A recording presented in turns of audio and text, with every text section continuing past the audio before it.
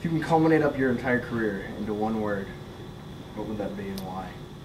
Oh, man, one word to capture almost 3 decades. Wow.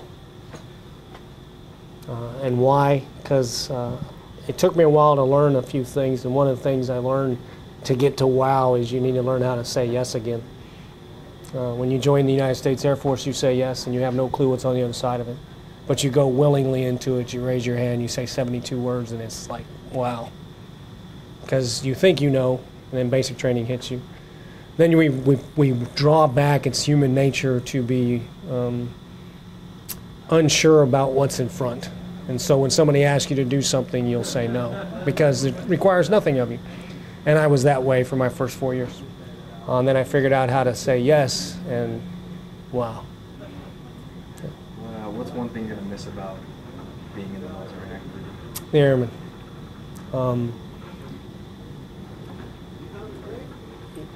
You try to look for motivation to get up every morning and put your uniform on. The airmen have always inspired me since making chief, because what we ask of them today is a lot more than was asked of Airman Hornback. I'm going to miss that daily interaction, the ability just to come down and sit on your desk and find out how the day's going, and shoot the shit, if you will. I'm going to miss that. What's one message you'd like to leave airmen, not only coming into the military, but airmen in the military now? What is one thing you'd like to leave them with as kind of words of advice or maybe words of wisdom? Wisdom is a tough word. Words of advice. You know, it's pretty silly. My job as a command chief is advice. Typically, we already know the answer. You know, what advice would you give yourself is usually the best advice ever given. You know, don't get that tattoo. Shouldn't have dated that. No more. You know, push away from the table. So when somebody else gives you advice, it's just there. I would say, you know, to kind of get to that other piece of wow is you have to really stop and think about what you control. Because the one and only thing you truly control in your entire life, from the day you were born until the day you leave, is your attitude. And your attitude will determine your altitude in life, both in the military and external to the military. And that's the only thing you can control. You don't control after you've raised your hand on where the United States Air Force sends you. You just control how you feel about where they send you. You don't really control the AFSC they give you. You just control how you feel about it. And if that control of that attitude is positive, you hit wow again. Because you'll never have a bad assignment. You'll never have a bad day. When I wake up, who tells me what kind of day to have? I do. And nobody will ever take that from me. So I would say control what you control. Okay. What are your plans after your retirement? Are you going to stay in the area? I am. Yeah, we're staying here. We got lucky. Got picked up by a local company. I'm going to be running operations for a local company here in Shreveport. Nothing to do with the Department of Defense or the United States Air Force. Nothing that there's anything wrong with that, but I'm going to try it out in the civil sector, and I'm really looking forward to it. Our family is staying here. We've made great ties into the community, and we're looking forward to that next chapter in this crazy thing called life. It's going to be okay. Lots of fun. You'll still see me on base from time to time, so don't pretend like you don't know me. Of course not. Yeah. I'd ask, Chief, real quick. I'm sorry.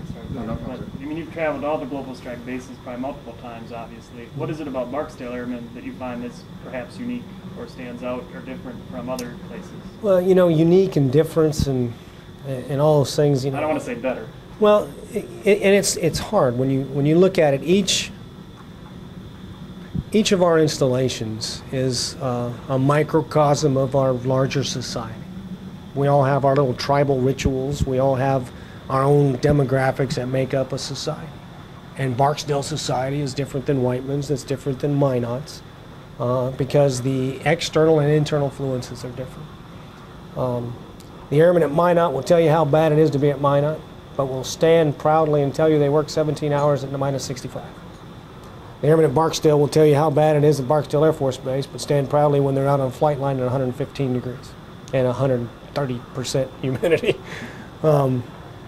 What I have seen as an underlying foundation to our airmen in global strike is while not the rest of our Air Force doesn't understand our mission set, our airmen understand what the importance they play in the bigger picture.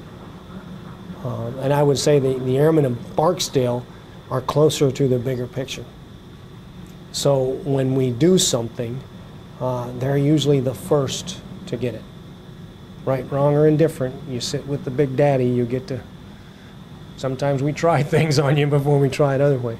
So it builds a different resilient status for them. And they're closer to that initial decision space, if you will. So it makes them different. But it is amazing to watch. It's almost like a Galapagos island chain. We're all interlinked in the species, but the evolution changes as you go to the different locations. Barksdale's been a great. When I first got here, I was like, I'm not sure this is where I want to be. But got my attitude right, and realized of everything this has to offer in this portion of Louisiana, and that. So, and just the base in itself, the history. Once you're immersed in the history, you're stuck. And it's one of our bases that have the deepest history. So. Yeah.